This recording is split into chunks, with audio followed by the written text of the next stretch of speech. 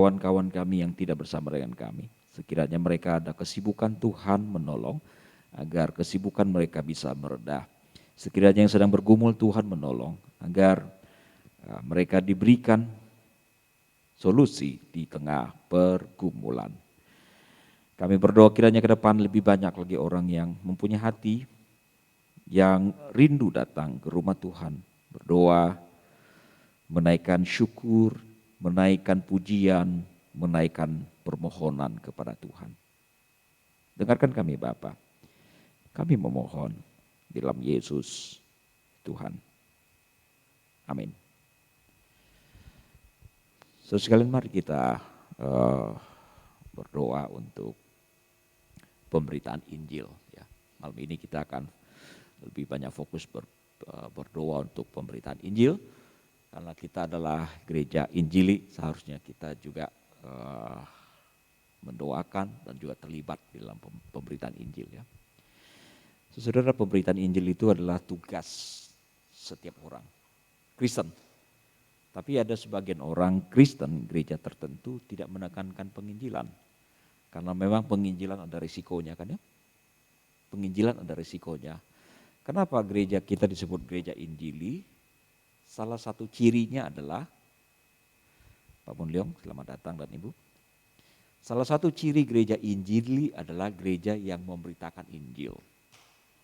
Maka ada gereja yang tidak menekankan memberitakan Injil secara verbal, artinya dengan kata-kata.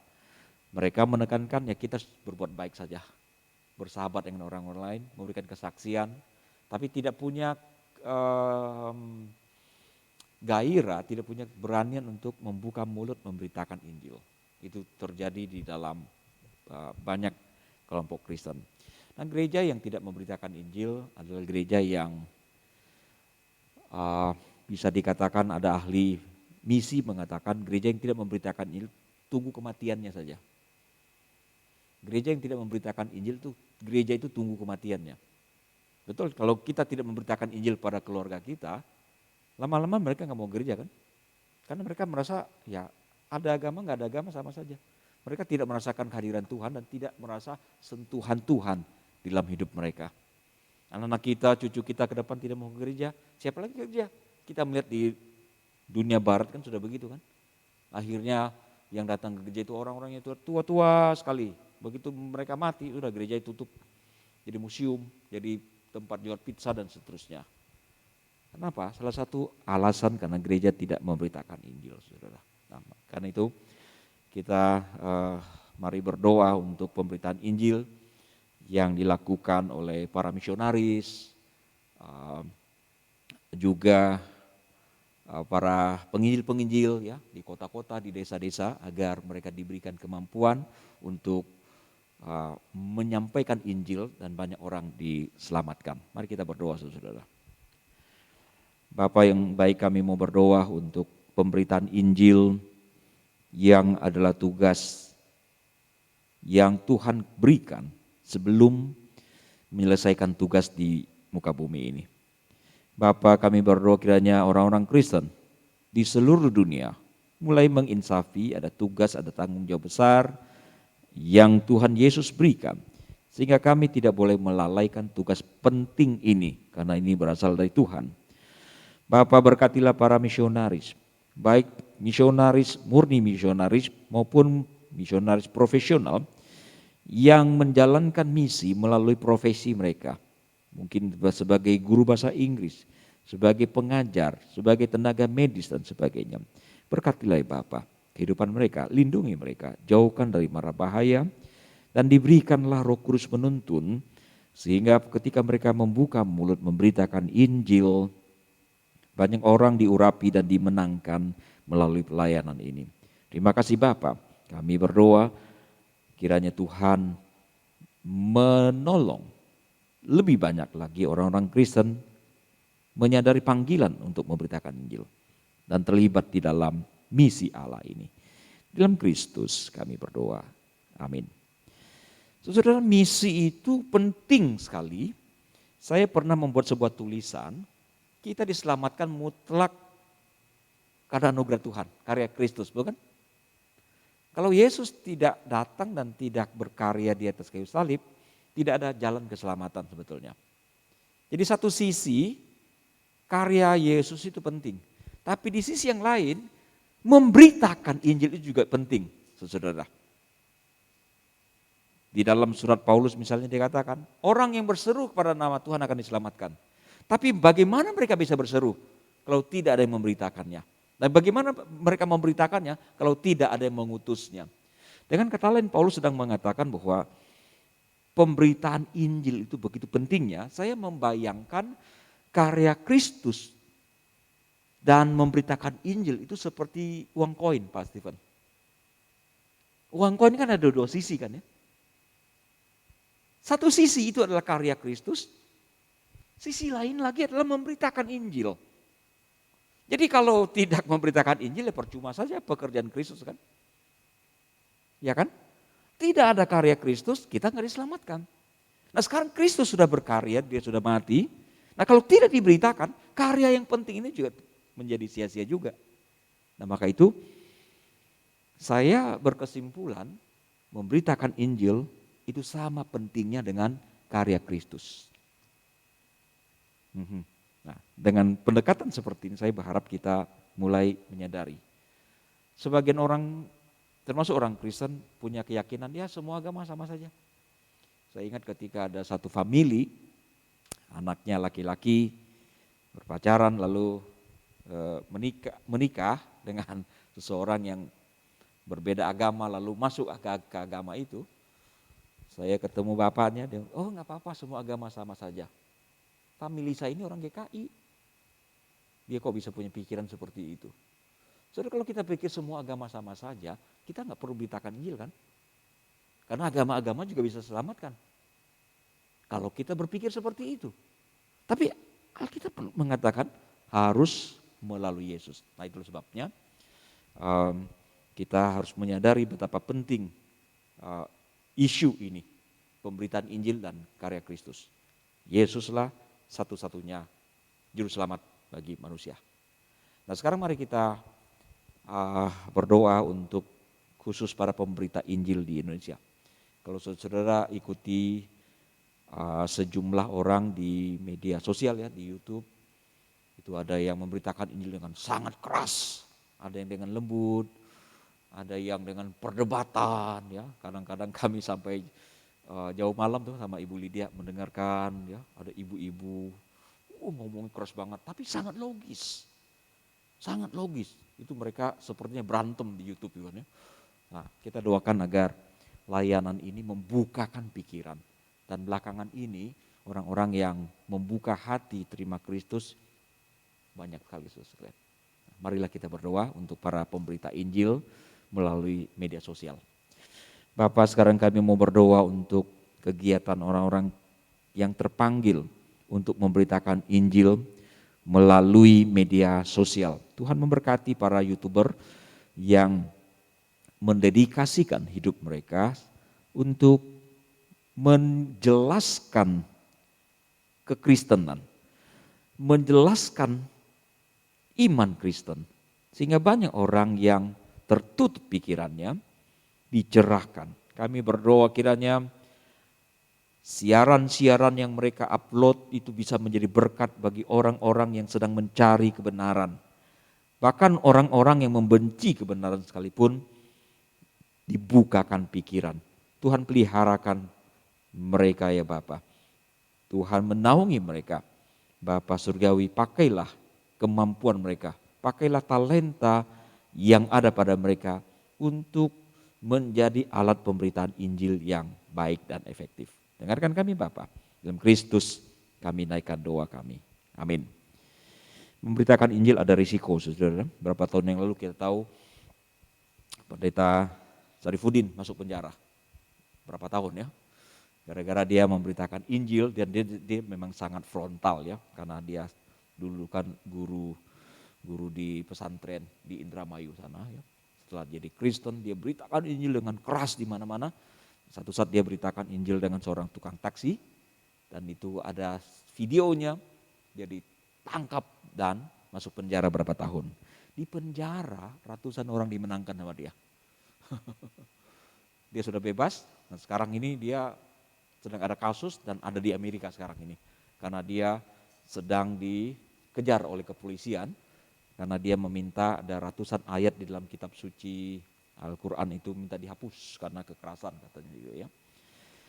Nah, kita patut mendoakan juga ada seorang yang bernama MKC.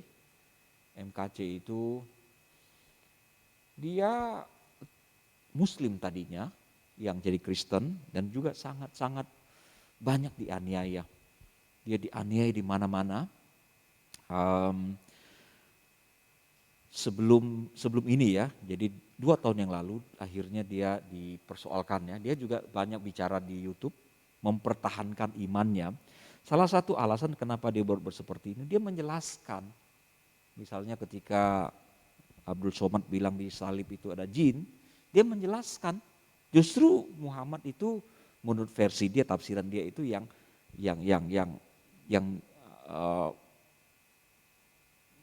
disertai sama jin itu katanya kan. Dan itu dijadikan alasan untuk menangkapnya dan memprosesnya. Nggak tanggung-tanggung saudara. Pada waktu dia ditangkap itu saya ikuti pengadilannya, itu memang pengadilan yang sangat menyedihkan. Di setting sedemikian rupa. Saksi-saksinya itu nggak ngerti tapi diperlakukan seperti itu. Akhirnya ketika sebelum sidangnya dia dibawa ke kantor polisi Jakarta ini, itu sempat dihajar oleh polisi. Pernah dengar ceritanya? Sampai dihajar babak belur, bahkan si jenderal satu ini yang sedang jadi tersangka itu dikasih makan kotoran manusia. Untuk kasus ini si jenderal dihukum 1 tahun. Akhirnya MKC diputus vonis 10 tahun. Nah ketika banding lagi turun ya, kalau nggak salah tinggal 6 tahun atau 6 tahun sepertinya. Nah mari kita doakan agar dia sendiri berpenyakit ya. Ada gulanya itu sangat-sangat tinggi. Nah kita doakanlah ya agar imannya tetap kuat, istrinya juga termasuk anak-anaknya salah satu itu pengacara. Pada waktu bapaknya diadili, bapaknya inilah, anak inilah pengacara. Dan yang sekarang menjadi pengacaranya siapa tuh polisi yang ditembak mati itu. Nah itulah pengacara mereka, grupnya ya. Nah kita doakan agar MKC ini kuat imannya, fisiknya juga kuat, dan melalui kejadian ini banyak orang di dalam penjara boleh dimenangkan oleh MKC. Kita doakan saudara. Bapak yang baik, sekarang kami mau berdoa untuk orang-orang yang teraniaya karena Injil. Seperti Rasul Paulus di zaman lampau, di zaman ini pun ada banyak orang Kristiani yang karena mengemban tugas agung ini menderita sengsara, dianiaya, disiksa, bahkan dimasukkan dalam penjara. Tuhan menolong agar orang-orang yang sedang teraniaya diberikan kekuatan yang dari Tuhan. Kami banyak mendengarkan kesaksian-kesaksian bagaimana orang-orang yang mengenali Tuhan, mengalami Tuhan, bertobat, memberitakan Injil dan dianiaya sedemikian rupa. Bapa yang baik, kami menyerahkan orang-orang seperti ini dalam tangan-Mu.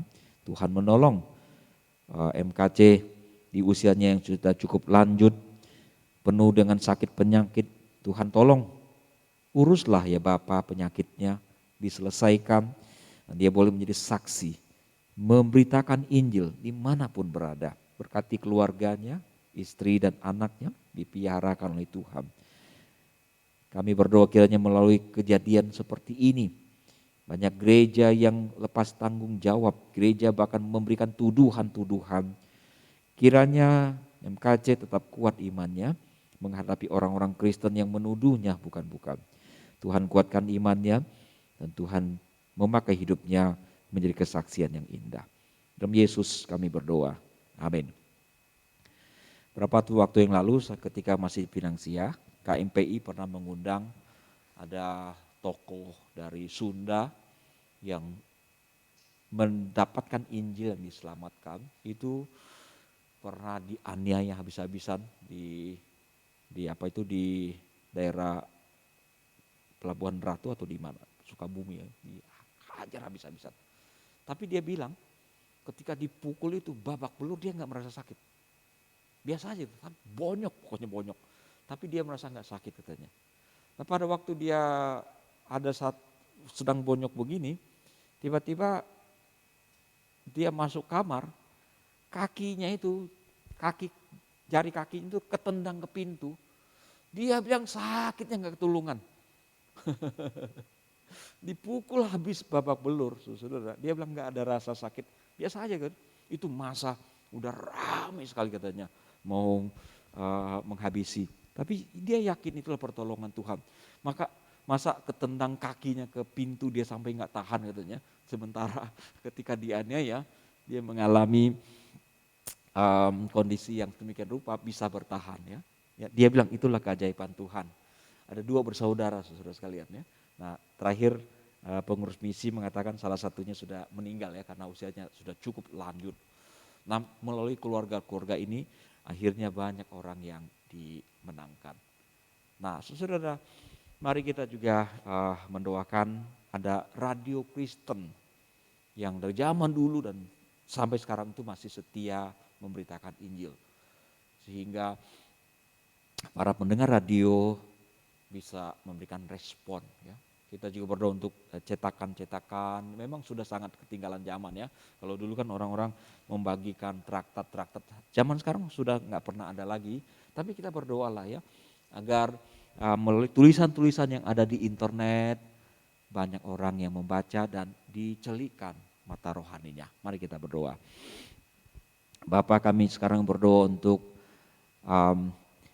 pemberitaan Injil yang dilakukan oleh kelompok-kelompok Kristiani, misalnya Gideon Internasional, siaran radio yang dipancarkan di tempat-tempat yang terpencil, di Pulau Guam, dan masih banyak tempat lain lagi.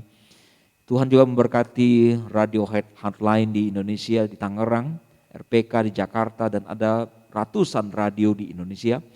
Biarlah melalui siaran radio ini banyak orang yang mendengarkan Injil dan mereka boleh diinsafkan melalui pemberitaan Injil yang dilakukan. Kami juga berdoa untuk tulisan-tulisan yang diupload ke internet, kiranya melalui tulisan-tulisan ini banyak juga orang-orang yang membaca, mendapatkan tuntunan, pencerahan dari Roh Kudus sehingga mereka bisa mengerti siapakah manusia itu, siapakah Allah, siapakah Kristus, siapakah Allah Tritunggal ini. Tuhan peliharakan orang-orang yang mengambil pelayanan ini, diberikan sukacita, diberikan talenta yang besar untuk terus mengemban tugas yang mulia ini. Dengarkan kami Bapa, dalam Yesus Tuhan kami naikkan doa kami. Amin. Nah mari kita juga berdoa untuk sekolah-sekolah teologi yang ada di banyak tempat. Di Indonesia ada ratusan, saudara. Ada ratusan sekolah teologi kecil-kecil. Ya. Nah, sekolah Alkitab inilah tempat untuk melatih para hamba Tuhan. Kita doakan agar sekolah-sekolah teologi ini bisa berkembang dengan baik, bisa mengajarkan, mempersiapkan para calon hamba Tuhan dengan baik. Setahu saya tidak ada sekolah Alkitab yang dapat untung. Setiap bulan pasti nombok, saudara-saudara. Misalnya kita bilang di STT Iman saja ya, itu dalam berapa tahun itu bisa bermiliar-miliar itu kekurangannya. Kenapa? Sebagian besar mahasiswa datang dengan beasiswa dari kampus ya, dan nggak pernah ada, kita belum pernah dengar di Indonesia ada sekolah yang bisa membiayai sendiri kan. Itu sebabnya gereja-gereja dihimbau untuk mengambil bagian, memberikan bantuan persembahan dana agar sekolah-sekolah Alkitab itu bisa berjalan dengan baik ya.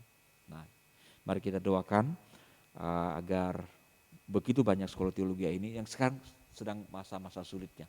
STTI sedang di masa-masa sulit karena tidak berdaya ya dengan aturan-aturan sekarang ini yang sangat ketat dan kemungkinan akan banyak yang akan ditutup ya, dengan situasi sekarang ini di Indonesia. Mari kita berdoa. Bapak, kami sekarang mau berdoa untuk STT yang ada di Sekolah Tinggi Teologi dan Sekolah Alkitab yang ada di Indonesia. Ada ratusan kecil-kecil. Tuhan, Kau menolong agar pengelolaan STT bisa berjalan dengan maksimal. Di dalam kekurangan, Tuhan memakai mereka untuk mempersiapkan tenaga-tenaga yang akan melayani di gereja Tuhan, yang akan menjadi guru-guru agama, yang akan memberitakan Injil di kota besar sampai ke desa-desa terpencil. Tuhan, kami berdoa kiranya Engkau memanggil lebih banyak lagi anak-anak muda yang siap mempersembahkan diri, mendedikasikan hidup mereka untuk menjadi pemberita Injil. Dengarkan Bapa, kami menyerahkan segala kebutuhan, baik dana, fasilitas, dosen, dan segala sesuatu yang mereka butuhkan. Kami percayakan biarlah gereja-gereja boleh terpanggil untuk memberkati sekolah-sekolah Alkitab. Dalam Yesus Tuhan kami naikkan doa ini. Amin. Sekarang mari kita gunakan waktu untuk mendoakan kegiatan kita pada hari Minggu ini, saudara ya. Ada kebaktian sekolah minggu, remaja, kebaktian 1 dan 2. Mari kita berdoa. Bapa, sekarang berkatilah segala sesuatu yang akan dipersiapkan menjelang akhir minggu ini. Akan ada kebaktian Tuhan. Kami berdoa kiranya Tuhan berkati persekutuan wanita. Tuhan juga memberkati persiapan guru sekolah minggu, pengkhotbah di hari Minggu, pelayan, pemusik, dan semua yang akan digunakan diberkati oleh Tuhan. Dan ibadah boleh dihadiri oleh umat-Mu, jemaat yang setia, kurang setia, yang baru. Kiranya Tuhan menolong agar ada kemajuan yang semakin nyata di dalam gereja kami ini Bapa. Dalam Yesus Tuhan kami berdoa. Amin. Saya akan bacakan satu ayat untuk kita renungkan malam ini. Singkat saja saudara. Galatia 5 ayat 1. Supaya kita sungguh-sungguh merdeka, Kristus telah memerdekakan kita. Karena itu berdirilah teguh dan jangan mau lagi dikenakan kuk perhambaan. Paulus sedang berbicara kepada jemaat Galatia karena jemaat ini sedang dibelokkan imannya. Mereka sudah dimenangkan dan diselamatkan oleh Kristus, tapi tiba-tiba ada yang datang mengajarkan mereka supaya mereka melakukan hukum Taurat. Karena pengajar yang datang kemudian meyakini tidak cukup hanya sekedar beriman, karena itu perlu disunat, perlu melakukan ritual dan sebagainya. Maka Paulus di dalam bagian ini dia mulai dengan sebuah pengantar. Kristus itu sudah memerdekakan kita. Bukankah Yesus berkata, marilah kepadaku yang letih lesu, berbeban berat. Ketika Yesus mengundang orang yang berletih lesu, bukan karena sedang krisis ekonomi waktu itu.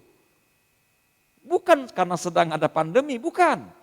Tapi orang Yahudi betul-betul menjadi begitu berat karena berbagai aturan-aturan agama yang ada pada waktu itu. Ini tidak boleh, itu tidak boleh, harus begini, harus begitu, dan seterusnya. Berat sekali. Nah Yesus mati menggenapkan itu semua, sehingga orang-orang Kristen tidak lagi hidup menurut aturan Taurat di dalam perjanjian lama. Benar kan kita nggak ke gereja nggak bawa kambing domba kan lagi? Ya kan? Betapa repotnya kalau tiap kali datang bawa kambing kan. Nah karena harus pakai korban dan sebagainya. Harus disunat, berikan ini dan itu dan sebagainya. Nah tidak lagi seperti itu. Nah Paulus katakan jangan lagi kembali ke kuk yang seperti itu. Nah berdasarkan ayat ini saudara. Supaya kita sungguh-sungguh merdeka, Kristus telah memerdekakan kita. Jangan lagi kita dibebankan dengan kuk. Kuk itu lembu zaman itu ya. Itu ada yang ditaruh di pundaknya itu. Kalau petani mau bajak sawah, itu ada kayu yang ditaruh di pundaknya itu, yang ditarik gitu kan ya. Nah, itu kuknya. Nah, jangan lagi dikenakan kuk perhambaan. Nah, ayat ini walaupun memang aslinya berbicara tentang beban agama, sebetulnya kita bisa melihat di bagian ini Paulus juga bisa mengajarkan kepada orang-orang Kristen supaya kita tidak lagi diperhamba oleh banyak hal. Bukan hanya soal agama yes, aturan-aturan, tapi jangan juga diperhamba oleh berbagai hal. Bukankah Kristus telah memerdekakan kita? Tapi banyak orang yang tetap diperhamba. Diperhamba oleh apa? Berbagai hal. Saudara, kita harus menyadari bahwa walaupun kekristenan itu bukan agama legalisme, paham ya, legalisme itu artinya segala sesuatu berdasarkan hukum. Agama Yahudi itu legalisme, agama Islam itu legalisme. Kalau kita tidak, agama kita itu agama kasih karunia. Yang penting tanggung jawab sosial kita, hati kita kepada Tuhan. Bukan soal berapa kali atau berapa hadap kemana. Apakah kita sudah mandi atau belum? Memang lebih baik datang mandi kan ya. Tapi kalau belum mandi, saya rasa belum ada yang belum mandi nih ya. Apakah lantas ibadah kita menjadi tidak sah? Enggak juga, saudara. Ya kan? Nah, walaupun bukan agama legalisme, tetap di dalam Alkitab ini ada ayat-ayat yang sedapat mungkin kita ikuti. Kenapa? Sebagian orang berpikir begini, kalau kita ikuti Alkitab kita jadi nggak bebas. Kan kita mau hidup bebas kan? Dan sekarang kalau kita ikuti aturan Alkitab, kita jadi tidak bebas. Maka sebagian orang berpikir dengan pikiran yang salah. Saudara, kita pasti pernah mendengar istilah free sex ya. Apa itu free sex? Walaupun kita mungkin tidak bisa mendefinisikan secara ilmiah, kita tahulah free sex itu artinya kita bebas. Mau ke pelacuran lah, mau kemana, pokoknya dia bisa menyalurkan hasrat nafsunya itu bebas. Mau pakai siapalah, ya pokoknya bebas aja kan ya. Istilahnya free, bebas. Tapi sebetulnya orang yang melakukan perbuatan itu apakah betul-betul bebas? Bebas enggak saudara? Bebas? Justru tidak bebas. Nah, orang yang ingin hidup bebas, mereka pikir kalau kita ikuti Alkitab, kita jadi enggak bebas. Tidak boleh sogok, tidak boleh judi, dan banyak hal yang sekali lagi saya katakan walaupun bukan agama legalisme, tetap di dalam Alkitab kita ada jangan ya kan ya. Jangan membunuh, jangan berbohong, dan seterusnya. Nah, mereka pikir kalau kita ikuti, kita jadi tidak bebas. Maka anak-anak yang berpikiran terbalik ini nggak pengen menjadi orang Kristen yang rohani. Karena mereka pikir kalau kita ikuti Alkitab, menjadi orang Kristen yang saleh, maka hidup kita jadi payah. Nggak bebas seperti orang-orang. Dia lihat kawannya mau apapun bebas. Mau ke diskotik, oke. Mau minum sampai mabok, oke. Mau berjudi, oke. Kelihatannya indah, bebas. Tapi mereka tidak menyadari, begitu seseorang yang ingin hidup bebas, mereka melangkah keluar menuju ke sana, akhirnya mereka justru menjadi tidak bebas.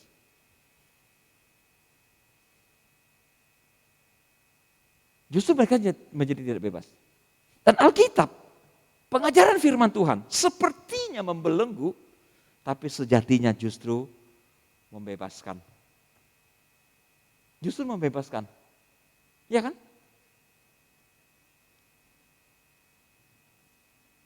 Kita tidak berbohong, karena Alkitab berkata jangan berkata dusta. Dan orang yang bebas berdusta, Saudara, sepertinya seolah-olah orang luar yang berdusta, yang melakukan hal-hal yang macam-macam itu, sepertinya mereka bebas. Tapi justru mereka tidak bebas. Nah, kita yang tidak mau berkata dusta karena Alkitab kita berkata jangan bersaksi dusta, kita sepertinya diatur, diikat sehingga tidak bebas. Tapi justru aturan yang ada di Alkitab itu mempertahankan kita supaya tetap menjadi orang bebas. Contoh sederhana saja. Ini nggak ada kawan yang merokok sini ya. Oke. Orang yang merokok itu bebas nggak? Bebas kan ya? Bebas. Nggak bebas justru. Begitu mereka merokok ya, mereka terikat. Berapa kawan kita kan ya, pengen sekali berhenti merokok. Nggak bisa berhenti-berhenti. Nggak semudah membolak-balikkan telapak tangan. Betul kan? Begitu banyak orang yang dia tadinya pikir ingin bebas merokok kan. Begitu mereka masuk dalam itu, maka mereka akhirnya diikat. Ya orang-orang yang jatuh dalam perselingkuhan juga begitu. Ingin lebih bebas kan? Karena merasa tidak nyaman dengan pasangannya dan sebagainya. Dan mereka begitu melangkah keluar, udah itu terikat itu. Gak semudah untuk melepaskan diri. Saudara tahu gak? Termasuk orang yang berjudi, ada yang suka berjudi gak di antara kita ini? Itu berjudi juga mengikat loh. Kalau dia menang, dia ketagihan. Kalau kalah, penasaran. Itu orang-orang yang berjudi, itu sampai-sampai habis-habisan itu. Berapa bulan yang lalu ada seseorang kirim saya video, ngecek ya, dia nggak tahu ngomong pada siapa. Nggak pulang ya, udah habis. Saya nggak pulang lagi katanya. Wah ini pasti kalah judi habis ini di Singapura. Dia mungkin pamit dengan istrinya, nggak pulang ya katanya. Kelihatannya stres banget. Dan juga ada yang kirimin saya video. Bagaimana seorang bapak-bapak telanjang di mall. Telanjang istrinya, setengah mati menghadapi suaminya yang udah gila itu. Kenapa? Kalah judi katanya. Gila gak saudara sekalian? Mereka pengen hidup lebih bebas. Tapi begitu mereka pikir itu dunia bebas, itulah yang merampas kebebasan mereka. Saya mengilustrasikan kitab suci. Itu seperti seat belt, saudara. Seat belt kan gak enak kan ya? Duduk di mobil kan diikat, kita kayak anak kecil diikat gitu kan ya. Gak enak. Sama seperti naik pesawat terbang. Kita yang naik pesawat terbang kan akan diperiksa. Pramugari gak pernah nanya KTP bawa enggak. Ibu udah menikah belum bu? Pak udah menikah belum? Dia gak peduli. Udah makan belum? Gak peduli. Gak pernah ada pramugari tanya begitu. Dia gak periksa, Bapak bawa dompet gak? Gak pernah dia periksa. Tapi setiap pramugari pasti akan ngecek. Kita pakai seatbelt apa enggak. Kita gak bisa emang saya bayi apa diikat? Saudara pilihan kita cuma dua, ikat atau turun gitu. Wah satu kali kita kalut juga itu ya. Ada satu masa si Gio waktu kecil itu nggak mau diikat, mabok nggak itu? Kita kemana waktu itu? Ke Hongkong misalnya ya. Jadi waktu pergi masih oke, dia mau diikat. Pulangnya dia nggak mau diikat loh. Akhirnya kita agak tegang sama pramugarinya strict aja.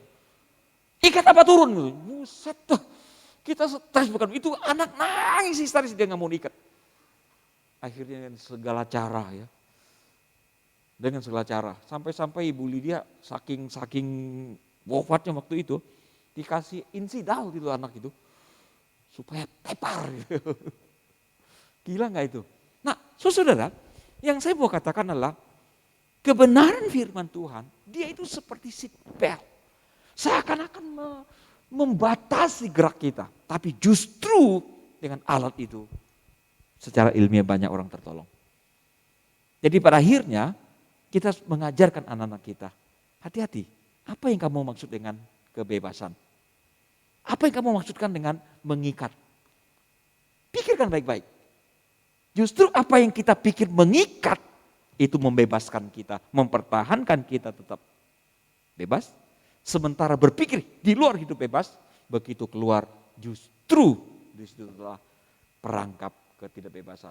Maka dalam hal ini Paulus ingatkan supaya kita sungguh-sungguh merdeka, Kristus telah memerdekakan kita. Jangan lagi membuat diri kita memikul kuk perhambaan di dalam dunia ini. Itu sebabnya Paulus mengatakan jangan menjadi serupa dengan dunia ini. Jangan menjadi serupa dengan dunia ini. Begitu kita keluar, kita belajar menjadi dunia, maka kuk perhambaan ada di atas pundak kita. Semoga Tuhan menolong kita. Mari kita berdoa. Kami bersyukur untuk peringatan yang kami baca Galatia pasal 5 ayat 1. Mengingatkan kami betapa Kristus telah memerdekakan kami. Tapi masih banyak orang di antara orang Kristen yang berpikir keliru, merasa bahwa kekristenan itu membuat hidup mereka tidak nyaman, tidak leluasa. Tapi kami diingatkan malam hari ini, justru kebenaran itu memerdekakan kami. Kebenaran itu mempertahankan kami sebagai orang yang merdeka. Tuhan, terima kasih untuk ayat ini. Sebentar kami berpisah, Tuhan pimpin kami tiba dengan selamat tanpa kekurangan sesuatu apapun. Di dalam Yesus kami naikkan doa syukur kami. Amin. Tuhan berkati saudara.